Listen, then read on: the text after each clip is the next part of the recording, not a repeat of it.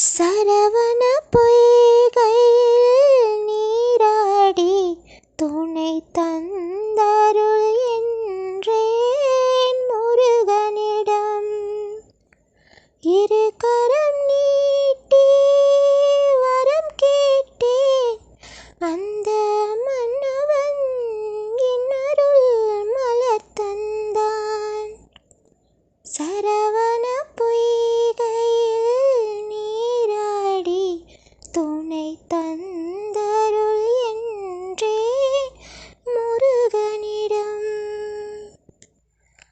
அவனிடம் சொன்னேன் என் அஞ்சுதலை, அந்த அண்ணலே தந்து வைத்தான் ஆறுதலை. இவ்விடம் இவர் தந்த இன்ப நிலை கண்டு